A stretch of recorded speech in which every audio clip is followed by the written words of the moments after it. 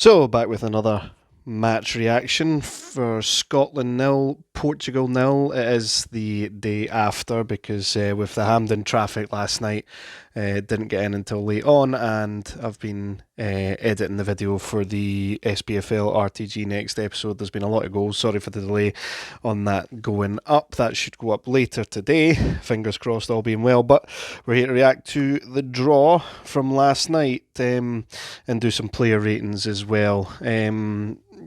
It's a draw, so there's not much to say on the matter. I do think while Portugal had the vast majority of the possession and probably created more chances overall, I haven't actually looked back and seen the stats on that, and Craig Gordon made two real important saves. He was my man of the match, actually. You'll probably see that when we get to the player ratings, but I think we actually created the more clear-cut chances, and if we were in better form up front, then potentially could have won this game. The two chances in particular I'm talking about, the McTominay header in the first half, he should really do better with that. We're right behind the goals for that. He should probably be scoring, and you would imagine if that falls to Portugal with Ronaldo on the end of it, then you're looking at 1-0 at that stage. And then the other one where Lewis Morgan does really well to play Tony Ralston in, and he just plays the ball in too hard, and it goes past McTominay. Maybe could have done better driving the ball into the box to pick him out. But those were kind of the chances that probably stuck out to me as the clearest cut of the game. But with that being said, let's get into the player and manager ratings, since there's not really too much to talk about with a draw. Just like last time, we'll start with back to front. So starting off in goals with Craig Gordon. As I said, I do believe he was my man of the match, and I'm going to give him a 9 out of 10. I don't think he did much wrong at all yesterday, apart from maybe a couple of bits of distribution. I don't think it was the perfect performance because, it's kind of hard to get from a goalkeeper, and he did. As much as he made two really important saves, it wasn't like he was making 9-10 important saves and stuff like that. So I am going to go with a 9 out of 10 for Craig Gordon, and I do think he has given Steve Clarke something to think about with the number one jersey, with Angus Gunn not having his best set of games of late. So it's something definitely to think about going forward. Anthony Ralston, I'm going to give a 7 out of 10. Defensively, I don't think he did too much wrong, although Rafael Leao, when he came on, did give him a bit more problems than Diogo Jota was giving him, and he had that effort going forward that he probably should have done better with the ball into the box. However, I am going to give Anthony Ralston a 7 out of 10 for his performance last night. I thought the defence was actually quite good, including his performance, but as I said, he was slightly shakier when Rafael Leao did come on. John Souttar, I'm going to give the best rating of the back four too. I'm going to give him an 8.5 out of 10. I think he did get the official man of the match from Scotland. The reason that I have given it to Craig Gordon and not him is because I do feel as though his distribution at times was not great. Some of his long balls were heading out of play, or he was putting Christie under pressure and with his long balls and stuff like that. So I'm not going to give him any higher than 8.5, but defensively he pretty much dealt with everything that came his way, and at the end of the day that is his job. But I think the inconsistency with his passing let him down a little bit, so I'm going for an 8.5 out of 10. Still the highest rating of the back four. Grant Hanley, as much as I don't think he should be anywhere near the starting 11 when you have a good performance, you have to be honest, hold your hands up and say it was a good performance. So I'm going for an 8 out of 10 for Grant Hanley. Didn't notice him as much as John Souttar with winning stuff, but he did put in a couple of important tackles and did win a couple of important balls in there as well. So I'm going to give him an 8 out of 10 for last night, although I do not believe he should be anywhere near the starting 11 at this stage. Andy Robertson, I actually thought he played slightly better against Croatia than he did against Portugal, but I'm also going to give him a 7.5 out of 10. I'd say it's fair at this stage. 7.5 out of 10, definitely. Put a good ball into the box for McTominay. which again probably should have been a goal, and he did okay in both halves up against two really good wingers, and not much else to say, to be honest. He was a wee bit slack with his passing at times, so that's why he's not getting an 8 next to the other two centre halves, so 7.5 out of 10. Billy Gilmore, I've seen him have better games than he had last night, but he still was really assured on the ball, and he didn't give too much up as well. So I'm going to give him just a standard 7.5 out of 10 as well. As I said, I've seen him play better than last night, but he had a solid enough game last night as well, retaining possession quite well at times too. Kenny McLean, as much as again, I don't think he should be anywhere near the starting 11, just like Grant Hanley. I am going to give him credit where it's due. And I thought that he had a really good game last night in terms of retaining possession. Some of his balls forward could have been slightly better, so I'm going to give him an 8.5 out of 10, same as John Suter. But defensively, he was really important for us last night, and that's what helped us keep a clean sheet at the end of the day. So 8.5 out of 10 for Kenny McLean. Ryan Christie, thought he put himself about. Was good on the ball at times, although a little bit lacklustre when it came to going forward, especially there was a chance that he did get laid off with and he just never ended up hitting it or getting out. So based off the fact that I think he has a better performances, I'm going to go for we'll go for a 7 out of 10 for Ryan Christie.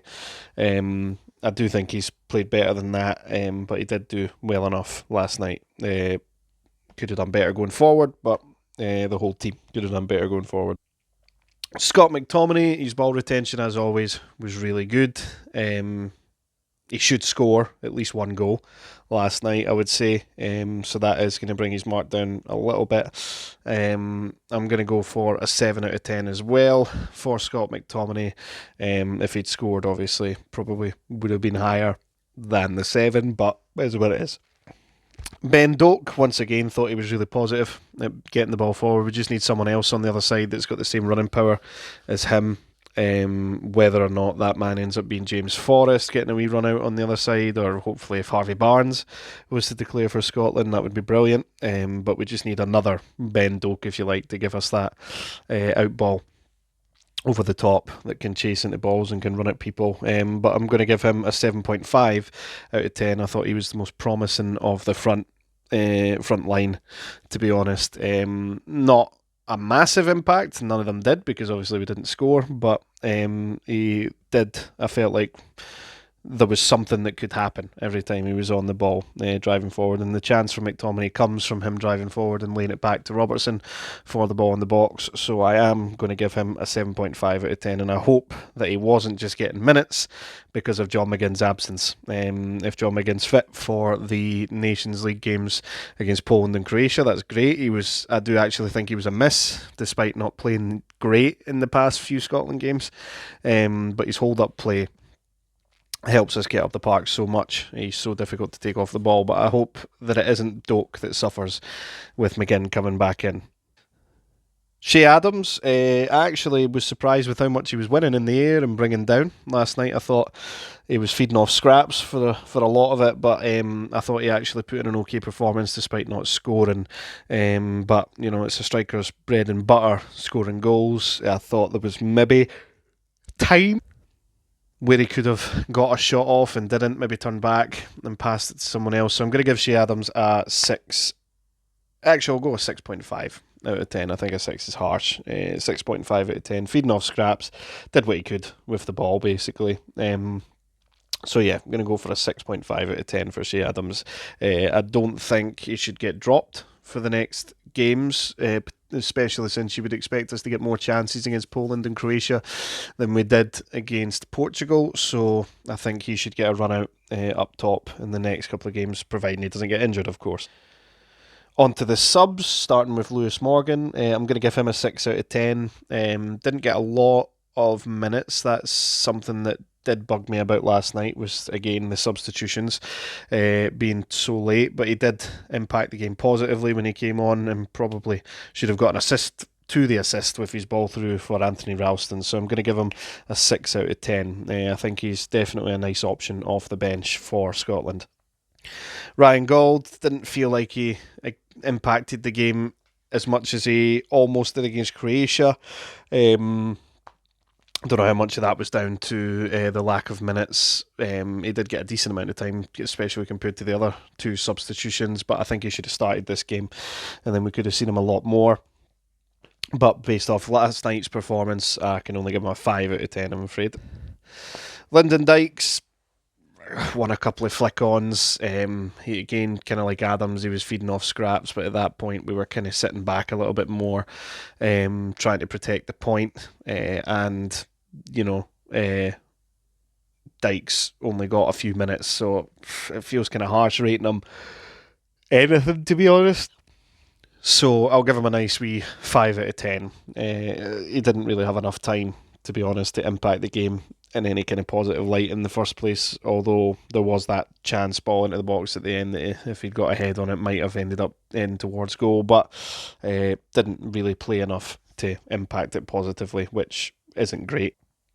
And the last of the substitutes, Nicky Devlin, I feel like he should get a 6 out of 10 as well, because there was that block he put in at the end, but he only got a couple of minutes on the park. Would be interesting to see how he does in a longer stint on the park, but I feel as though it would only be fair to give him a 6 out of 10 for putting in a relatively important block at the end of the match, so I'll go for a 6 out of 10.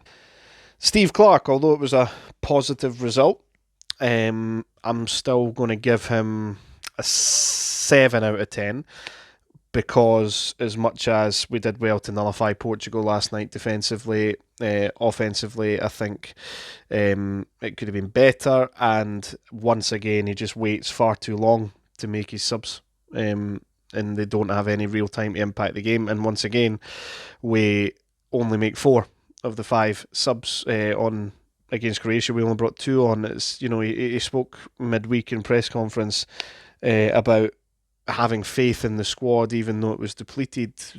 Prove it to us and play the players. You know, you're not bringing them on, and how are they supposed to get experience if you don't play them? So it just confuses me with that point. Although it is a positive result, so I don't feel like you can. I don't feel like you can mark them down any less than a 7. Although we are still winless, that needs to change in the next 2 games.